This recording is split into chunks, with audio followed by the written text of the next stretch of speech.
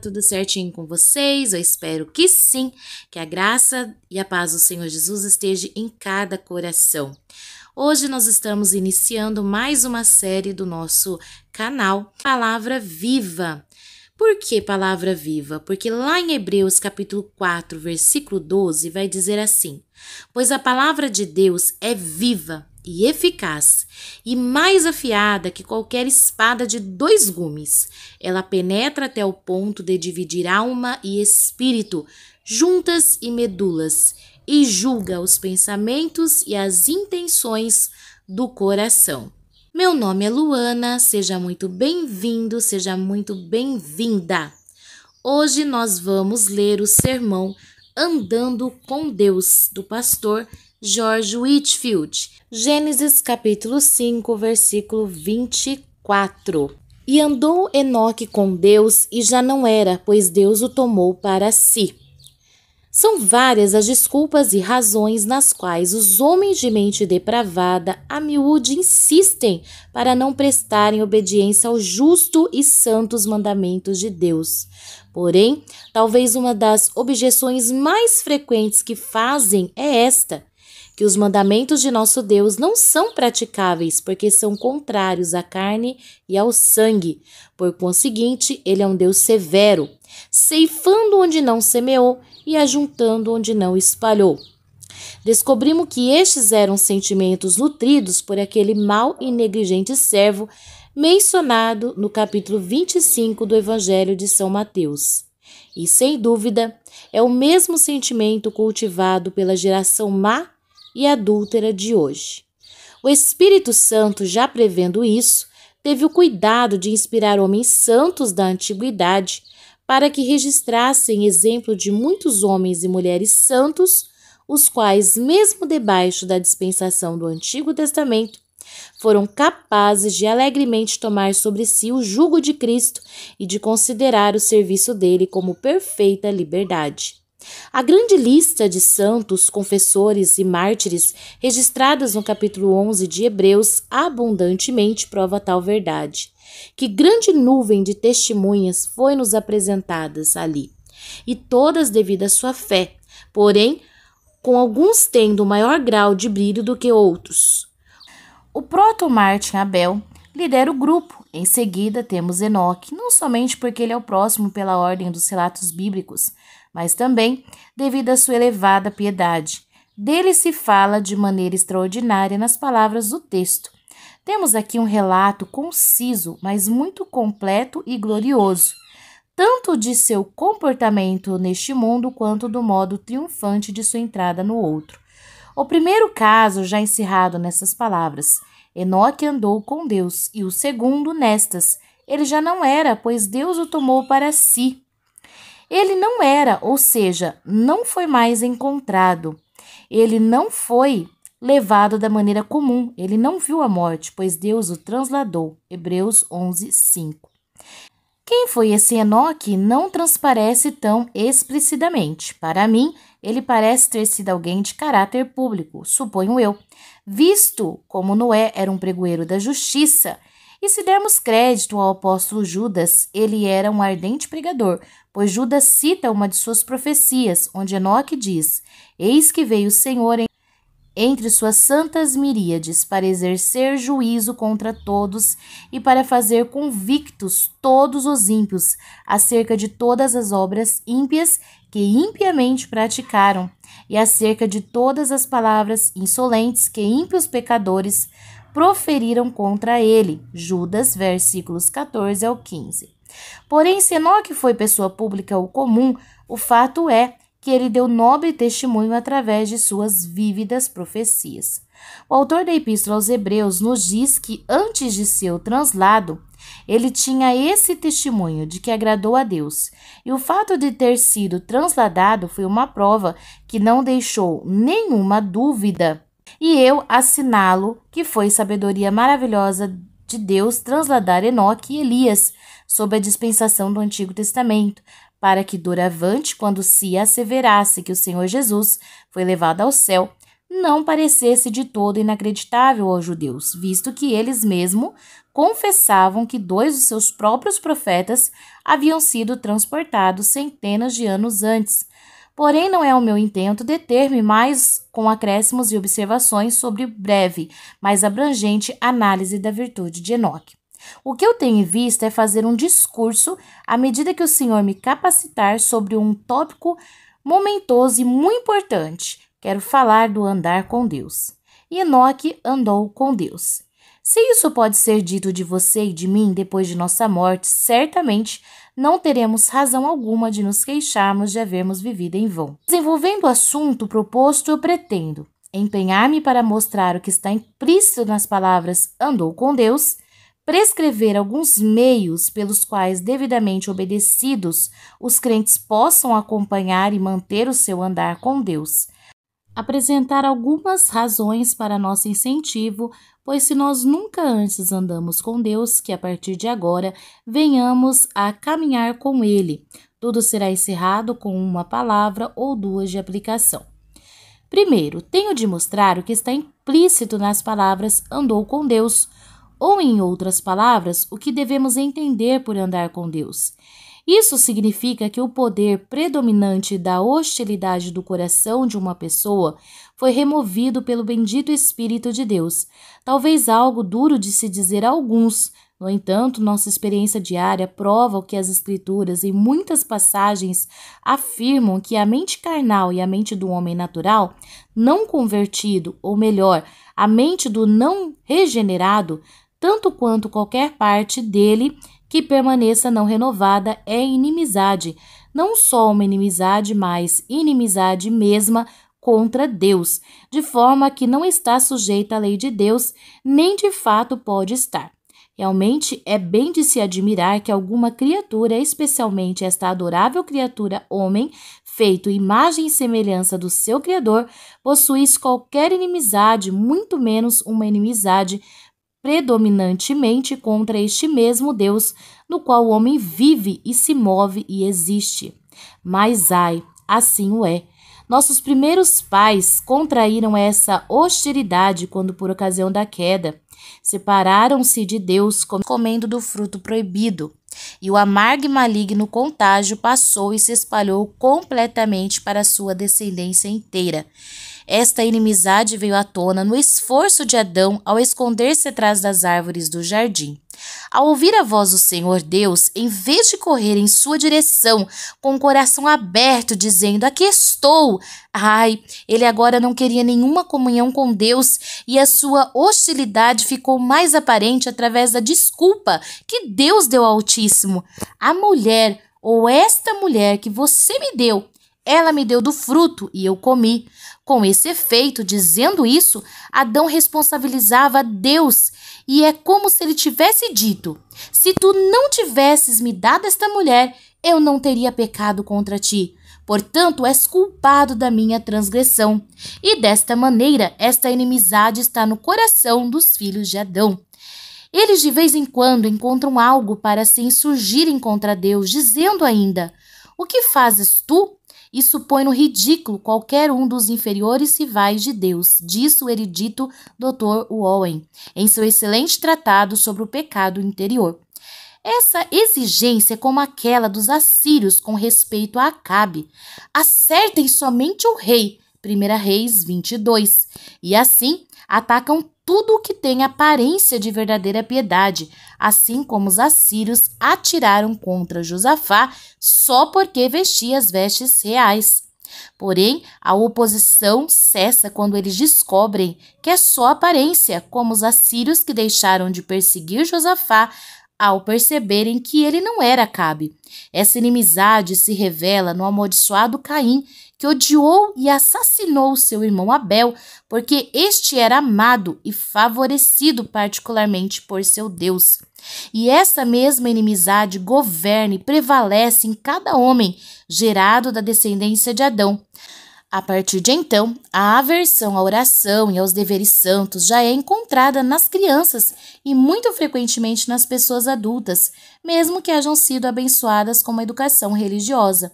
E todo esse pecado e impiedade manifestos, que como um dilúvio tem inundado o mundo, são somente riachos correndo desta fonte horrivelmente contaminada. Quero dizer, a inimizade do coração do homem, desesperadamente mau e enganoso.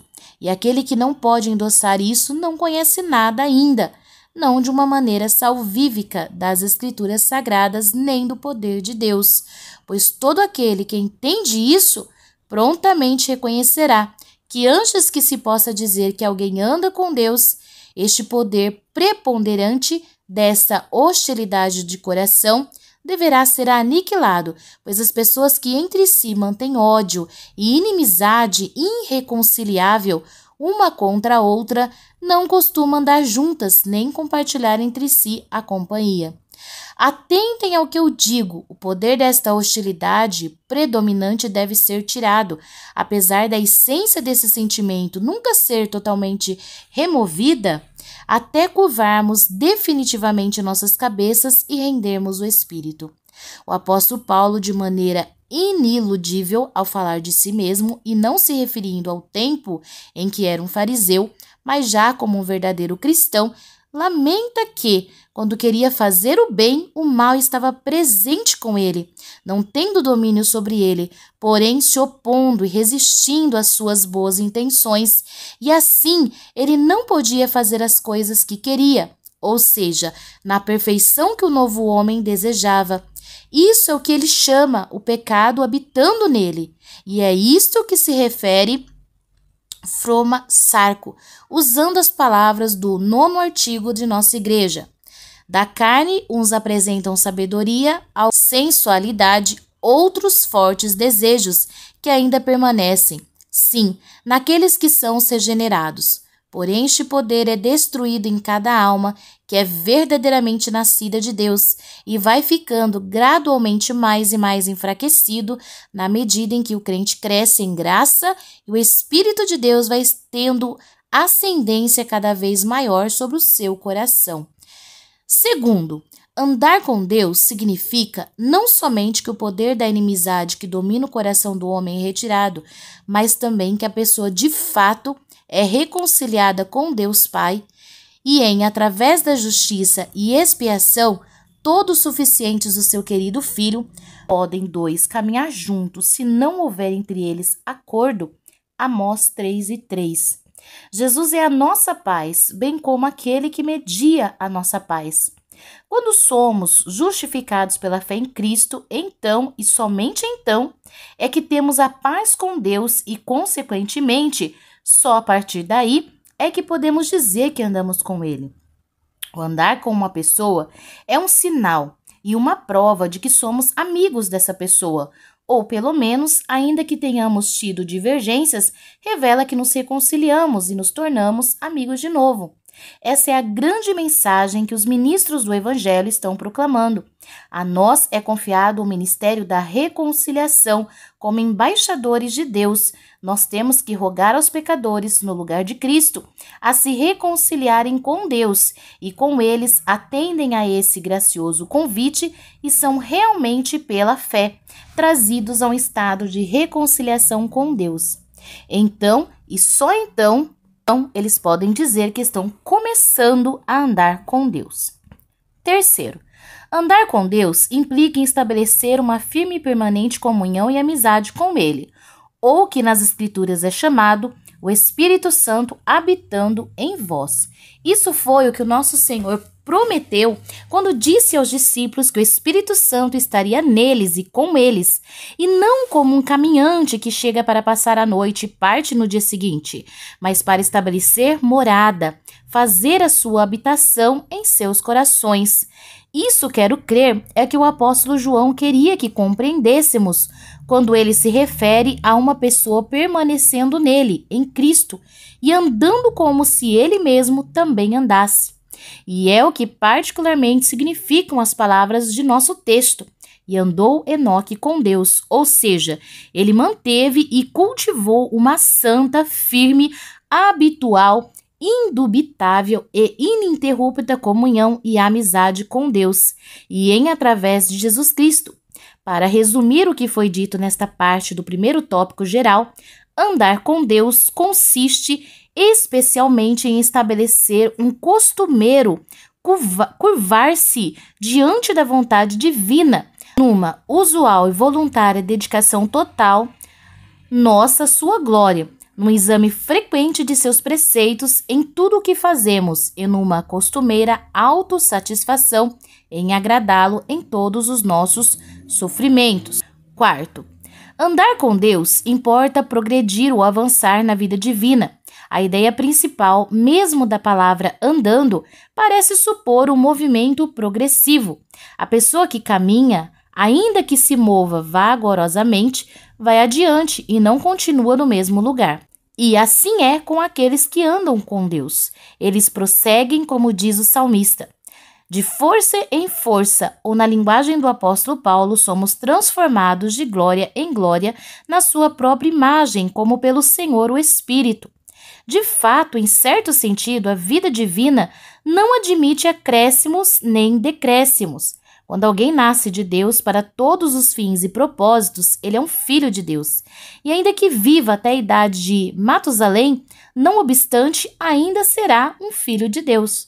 Porém, em outro sentido, a vida divina admite declínios e melhoras. Daí encontrarmos o povo de Deus culpado de apostasia e perdendo seu primeiro amor. E é por isso que ouvimos falar de bebês, jovens e pais em Cristo. Nesse sentido, o apóstolo Paulo exorta Timóteo que o teu progresso seja a todos manifesto. E o que aqui é exigido de Timóteo em particular, o apóstolo Pedro impõe a todos os cristãos em geral, antes crescer na graça e no conhecimento do nosso Senhor e Salvador Jesus Cristo. Pois a nova criatura cresce em estatura espiritual e ainda que uma pessoa seja uma nova criatura, ainda assim haverá alguns que serão mais conformados à imagem divina do que outros, e após a morte serão admitidos em maior grau de bem-aventuranças. Por falta de observar essa distinção, até algumas graciosas almas cujos corações são melhores do que suas cabeças, e também homens corruptos, réprobos no tocante à fé, têm de forma desapercebida incorrido francamente nos princípios antinomistas, negando todo o crescimento da graça em um crente ou quaisquer sinais de graça declarada nas Escrituras da verdade. De tais princípios, e mais especialmente das práticas resultantes de semelhantes princípios, possa o Senhor dos Senhores nos livrar.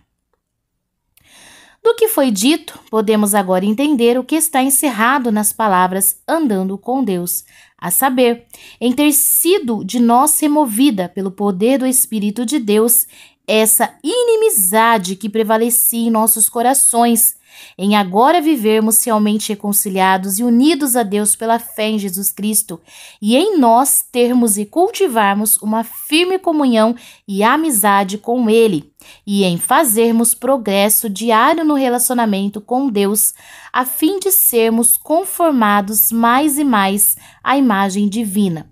Como isso é feito, ou em outras palavras, por quais meios os crentes cultivam e mantêm esse andar com Deus, é o que vamos considerar em nosso segundo tópico geral.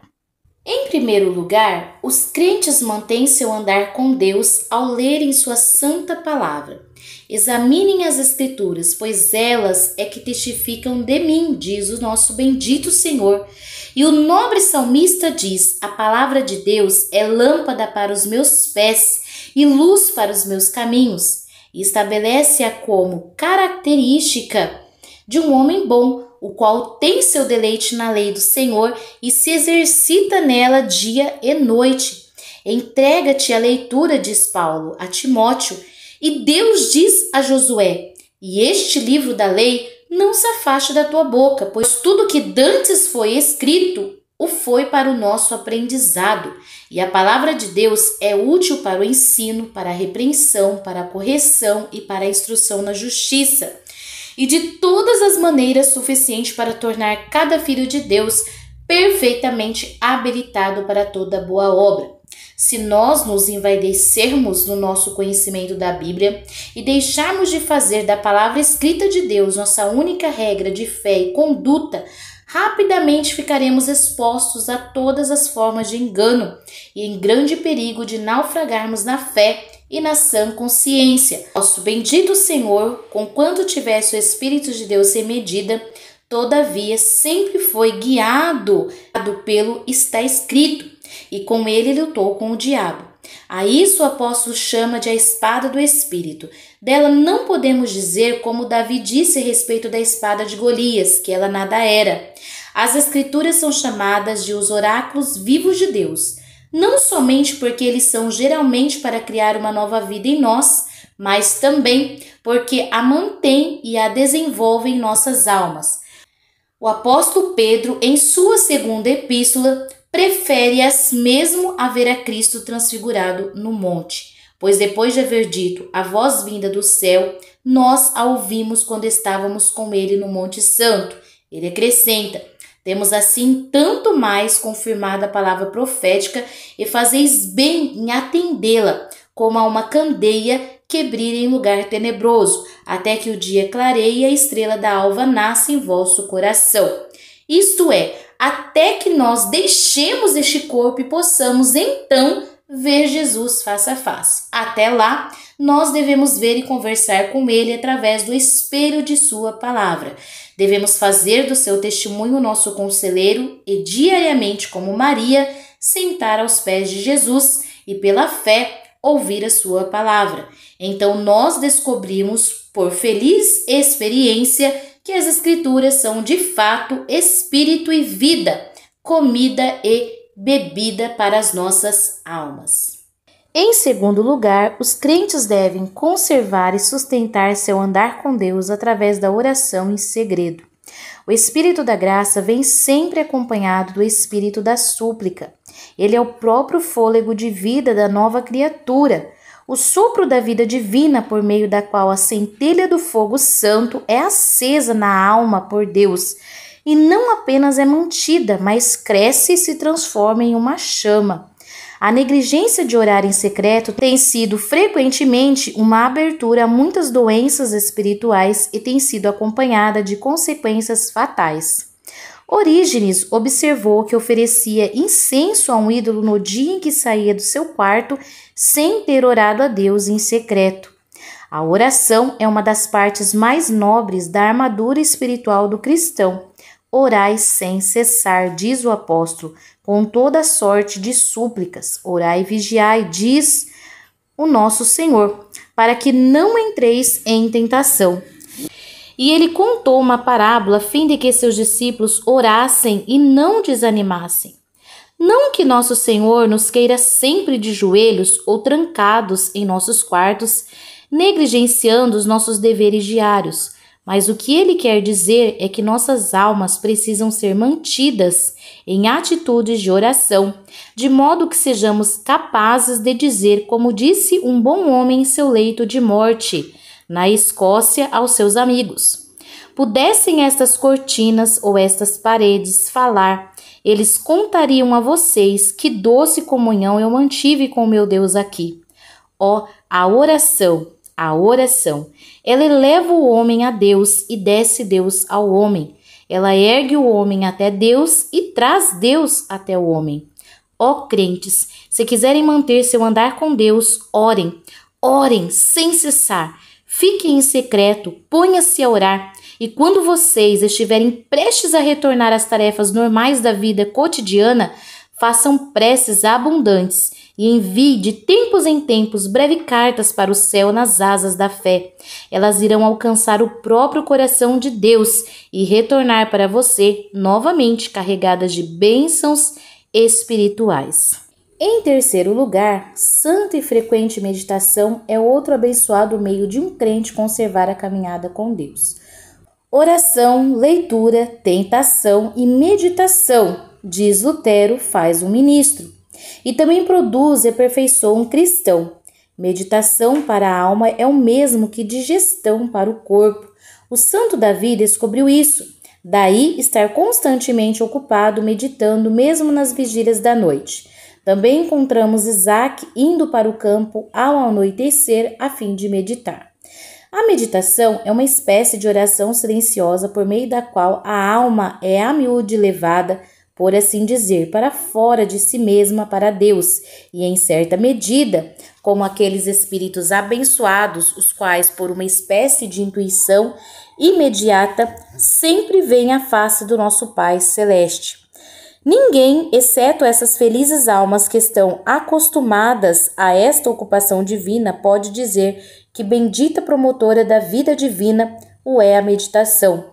Enquanto eu meditava, diz Davi, acendeu o fogo. E enquanto o crente medita na obra e na palavra de Deus, especialmente nas obras das obras, na maravilha das maravilhas, no mistério da piedade, Deus manifestado em carne, o Cordeiro de Deus, morto pelos pecados do mundo, ele frequentemente sente acender o fogo do amor divino e vê-se assim obrigado a usar a sua língua para falar da ternura de Deus à sua alma.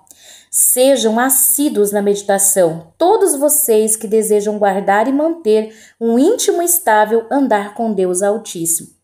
Em quarto lugar, os crentes cultivam seu andar com Deus, vigiando e observando a maneira providencial como Deus está lidando com eles. Se cremos nas Escrituras, então devemos crer no que o Senhor declara nelas. Todos os cabelos de vossa cabeça estão contados, e nenhum pardal cairá por terra, mesmo para apanhar um grão ou quando atingido por um caçador, sem o consentimento de vosso Pai que está nos céus. Toda cruz traz em si um apelo e cada particular dispensação da providência divina tem um objetivo a cumprir naqueles aos quais é enviada. Se for de natureza aflitiva, atormentada, Deus por ela diz: meu filho, mantenha-se longe da idolatria. Se for propícia, ele com uma voz, por assim dizer, serena, lhe sussurra: meu filho, dá-me o teu coração. Se os crentes, por conseguinte, quiserem conservar o seu andar com Deus de tempos em tempos, devem ouvir o que o Senhor tem a dizer a seu respeito pela voz de sua providência. Assim encontramos o servo de Abraão, quando ele foi buscar uma esposa para o seu senhor Isaque, atento e vigilante à providência divina, e foi desse modo que encontrou aquela que estava destinada para ser a esposa do seu senhor. Pois uma pequena dica da providência, diz o piedoso bispo Hall, é o bastante para alimentar a fé. E eu creio que isso será parte da nossa felicidade no céu, dar uma olhada e relembrar os vários elos da dourada corrente que nos levou para lá. Assim creio que aqueles que mais desfrutam do céu aqui embaixo nos últimos minutos, relembrarão o modo como Deus tratou com eles no tocante às suas providenciais dispensações aqui na terra. Em quinto lugar, para andar bem junto de Deus, seus filhos devem não apenas ficar atentos às ações da providência divina fora deles, mas também seu bendito Espírito em seus corações, pois todos os que são guiados pelo Espírito de Deus são filhos de Deus. Os que renunciam a si mesmos para serem guiados pelo Espírito Santo, do mesmo modo que uma criança pequena dá a sua mão para ser conduzida pela babá ou por seus pais. Não há dúvida a esse respeito. Precisamos nos converter e nos tornar como crianças pequenas. E embora seja a quintessência do entusiasmo fingir ser guiado pelo Espírito, sem a palavra escrita é dever de todo cristão ser guiado pelo Espírito em unidade com a palavra de Deus escrita. Por isso eu rogo a vocês, ó cristãos, que atendem ao mover do bendito Espírito de Deus em suas almas e sempre testem as sugestões ou influências toda vez que vocês as sentirem pela infalível regra da Santíssima Palavra de Deus. E se não achar concordância entre elas e a Palavra de Deus, rejeitem-nas como diabólicas e ilusórias. Tendo tal precaução, vocês se conduzirão por um caminho intermediário entre dois extremos perigosos em que incorrem esta geração. Quero dizer, o entusiasmo por um lado e o deísmo e a completa infidelidade por outro. Em sexto lugar, aqueles que querem manter uma santa caminhada com Deus devem andar com Ele nas ordenanças, nas providências. Por isso está registrado em Zacarias e Isabel. Eram justos diante de Deus e andavam irrepreensivelmente em todos os preceitos e mandamentos do Senhor. E todo cristão corretamente instruído considerará os mandamentos não como algo desprezível, mas sim como canais condutores por meio dos quais o infinitamente afável Jeová comunica sua graça às suas almas. O cristão reputá-los-á como pão das criancinhas e como o seu mais alto privilégio. Consequentemente, ele se alegrará quando ouvir os outros dizerem: vamos à casa do Senhor. Ele se regozijará em estar no lugar onde mora a glória de Deus e ficará muito desejoso de aproveitar todas as oportunidades para manifestar a morte do Senhor Jesus até que ele venha. Em sétimo lugar e último lugar, se você quer andar com Deus, você se unirá e andará com aqueles que também andam com Ele. Meu deleite, diz o santo Davi, está naqueles que me sobrepujam em virtude. E, sem dúvida, os primeiros cristãos conservavam seu vigor e seu primeiro amor porque se mantinham em união e amizade uns com os outros.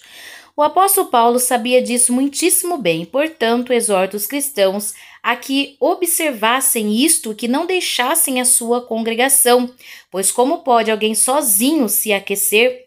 E se não foi o mais sábio dos homens que nos disse: o ferro com ferro se afia, assim o homem ao seu amigo. Logo, se olharmos a história da igreja ou observarmos com justiça o nosso próprio tempo, eu creio que vamos descobrir que enquanto o poder de Deus predomina, as sociedades cristãs e as reuniões de comunhão predominam na mesma proporção, e que à medida que aquele declina, essas outras também, de modo imperceptível, diminuem e definham-se ao mesmo tempo. Sendo assim, é necessário aqueles que querem andar com Deus e viverem uma vida religiosa ajuntarem-se sempre que for oportuno, a fim de estimular uns aos outros ao amor e às boas obras. Prosseguindo, vamos para o terceiro assunto geral proposto: propor alguns motivos que atraiam a todos a vir e andar com Deus. Primeiro, andar com Deus é algo muito apreciável. Esse é, em geral, o motivo preponderante para estimular pessoas de todos os tipos a assumirem algum importante compromisso. Que isso de que estamos tratando incline e influencie você devidamente quanto à questão que está agora diante de nós. Eu suponho que todos vocês achem ser uma grandíssima honra ser admitido na reunião íntima de um príncipe terreno, que lhe confie seus segredos e dá-lhe sua atenção em todos os tempos e ocasiões. Parece que Amã assim pensou quando se gabou de que fora exaltado sobre os príncipes e servos do rei, Esther 5:11.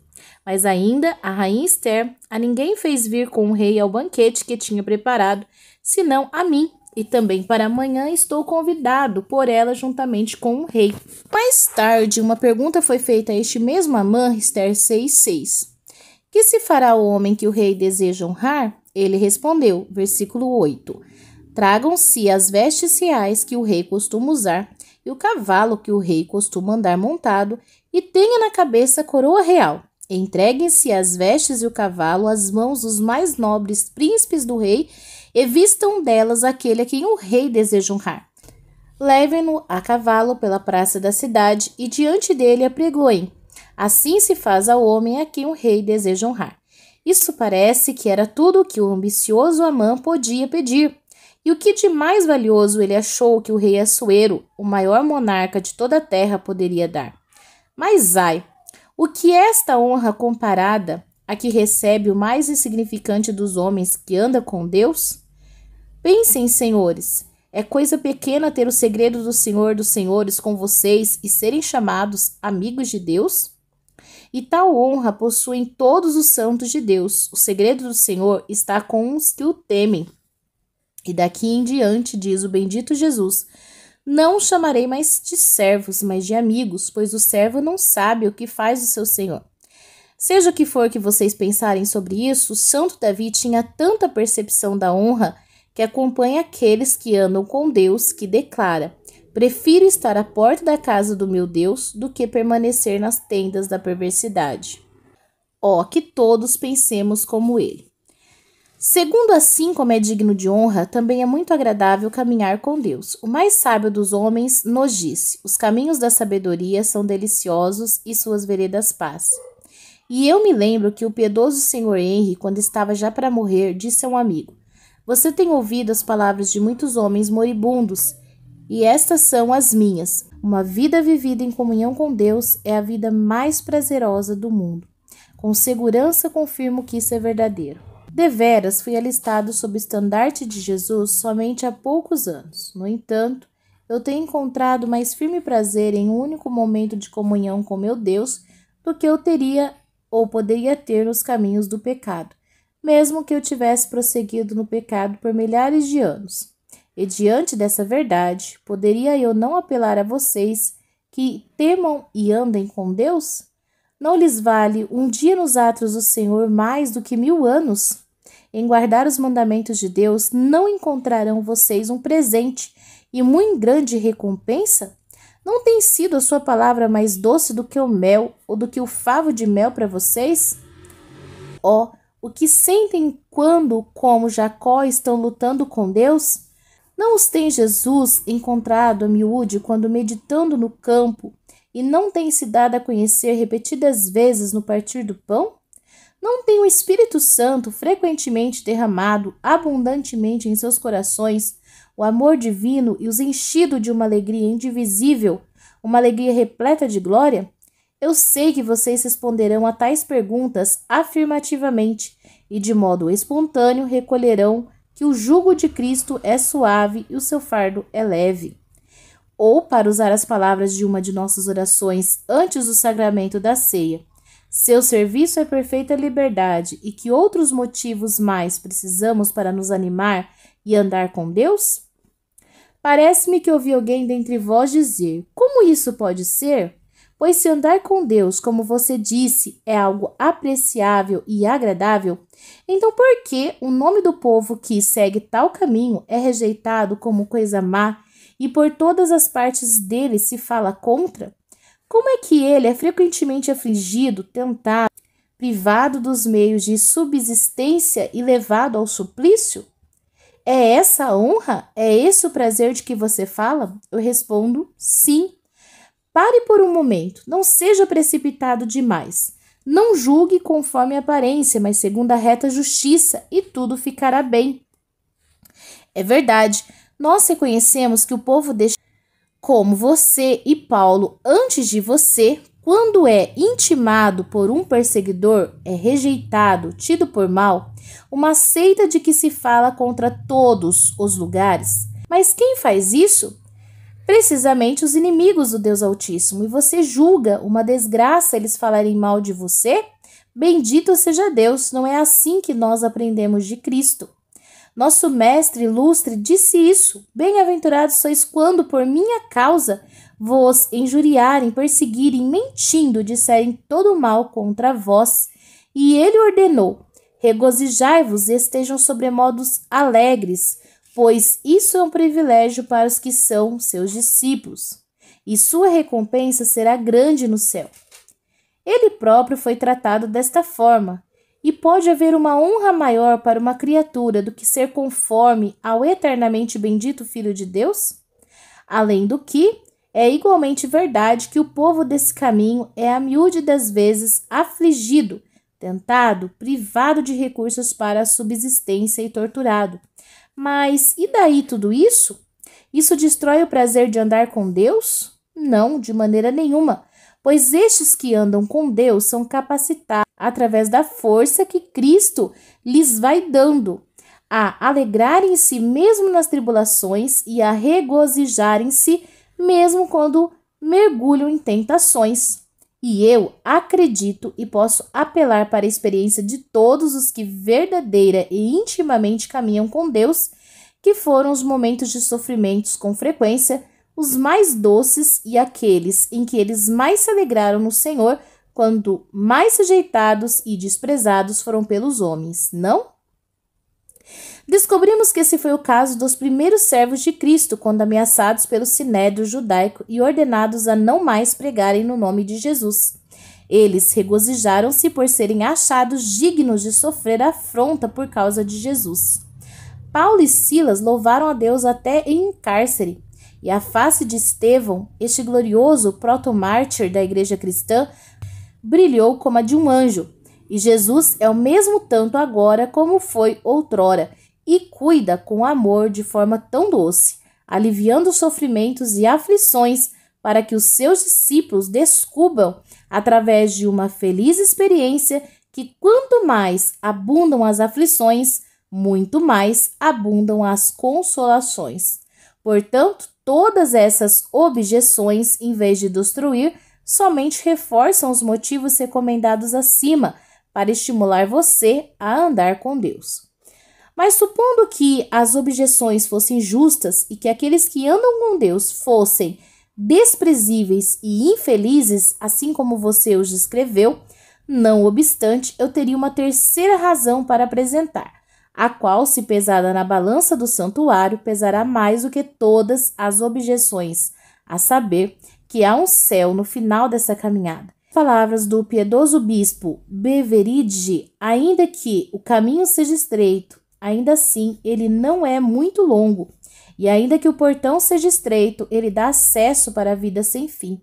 Enoque encontrou, ele andou com Deus aqui na terra, e Deus o tomou para sentar-se com ele no reino dos céus. Não que esperemos ser transladados como ele foi, não.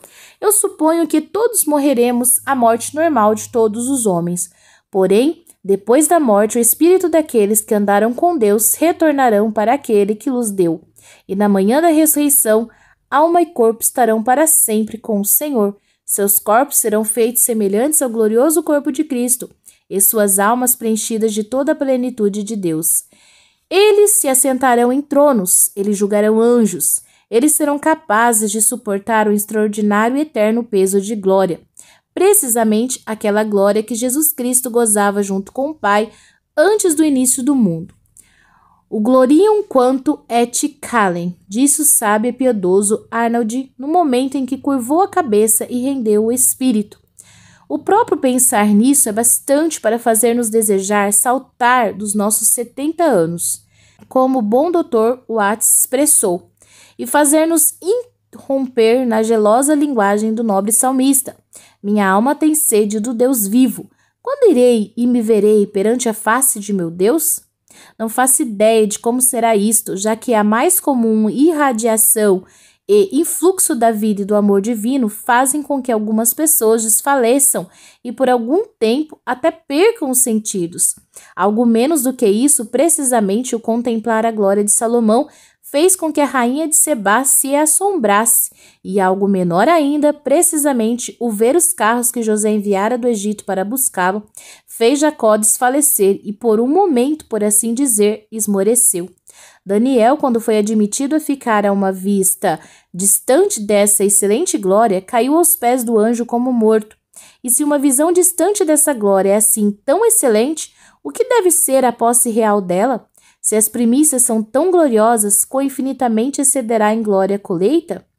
E agora, o que devo eu, de fato, ou que possa ainda dizer, para bem estimular a você, precisamente você que ainda é estranho para Cristo, para que venha e ande com Deus? Se ama a honra, o prazer e uma coroa de glória, venha, busque isso tudo exclusivamente onde você o poderá achar. Venham, revistam-se do Senhor Jesus. Venham, apressem-se e andem com Deus, e não façam mais provisões para a carne, a fim de preencher as consciências dela. Pare, ó pecadores!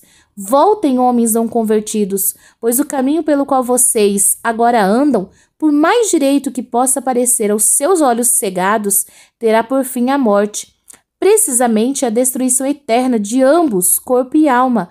Não se atrasem mais, eu digo, vocês estão em perigo, eu exorto você, não dê mais um passo no seu atual caminho, pois o que você sabe, ó homem, senão que o seu próximo passo poderá levá-lo ao inferno?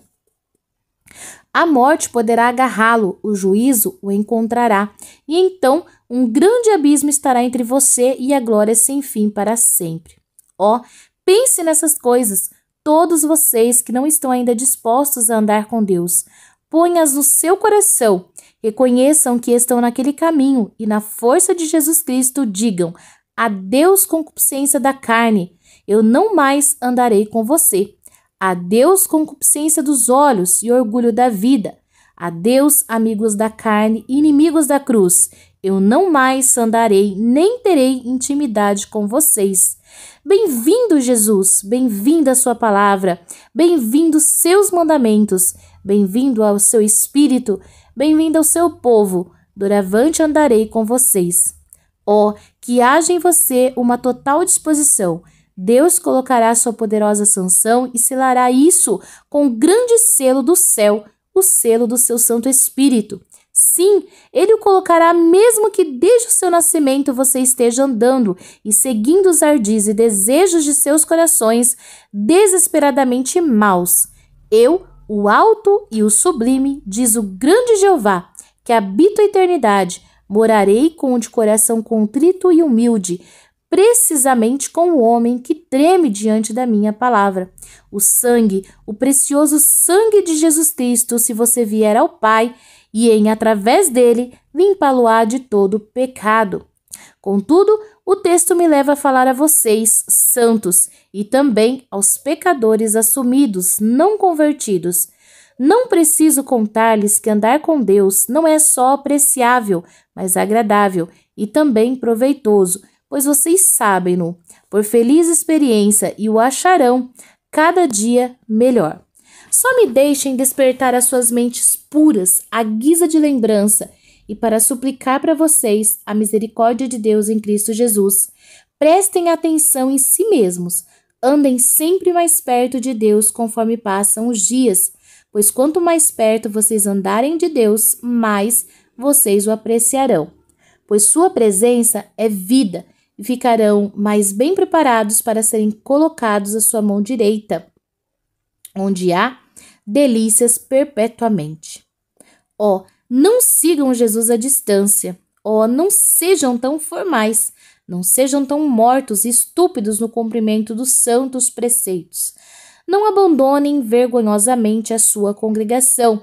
Não sejam avarentos ou indiferentes para com as coisas de Deus. Lembrem o que Jesus disse da igreja de Laodiceia. Porque vocês não são frios nem quentes, vou vomitá-los da minha boca. Pensem no amor de Jesus e que esse amor constranja-os a se conservarem próximos dele. E ainda que vocês morram por ele, não neguem, não fique distante dele de modo nenhum. Uma palavra aos meus irmãos do ministério que estão aqui presentes, e eu encerro. Vocês percebem, meus irmãos, meu coração está cheio. Quase diria que isso é grande demais para ele se falar e, todavia, grande demais para sobre ele se silenciar, sem lhes dar uma palavra, pois o texto não fala especificamente àqueles que têm a honra de serem denominados embaixadores de Cristo, mordomo dos mistérios de Deus. Eu fiz a observação no começo desta elocução que Enoque, com toda a probabilidade, era um homem público e um ardoroso pregador. Embora esteja morto, não nos fala ele para avivar nosso zelo e nos tornar mais ativos no serviço de nosso glorioso e eternamente bendito Mestre? Como Enoque pregava, como Enoque andava com Deus, conquanto vivesse em uma geração má e adúltera. Então vamos segui-lo como ele seguia Jesus Cristo, antes de Jesus vir, pois onde ele está, nós também estaremos. Ele não entrou no seu descanso, no entanto, ainda por um pouco de tempo, e entraremos no nosso. E isso muitíssimo mais rápido do que ele. Ele peregrinou aqui embaixo por 300 anos, mas bendito seja Deus, os dias do homem estão agora encurtados, e em poucos dias nossa caminhada estará terminada. O juiz está à porta, aquele que quem virá e não tardará, e com ele o seu galardão. E daqui a pouco nós todos, se formos zelosos pelo Senhor dos Exércitos, brilharemos para sempre como estrelas do firmamento no reino do nosso Pai Celestial. para sempre e eternamente para Ele. O bendito Jesus e o Espírito Eterno seja toda a honra e toda a glória, agora e para toda a eternidade. Amém e amém. Se você gostou do vídeo, não esqueça de se inscrever, compartilhar e comentar. O vídeo vai ficando por aqui. Que Deus abençoe poderosamente a sua vida e continue falando no seu coração esta palavra viva.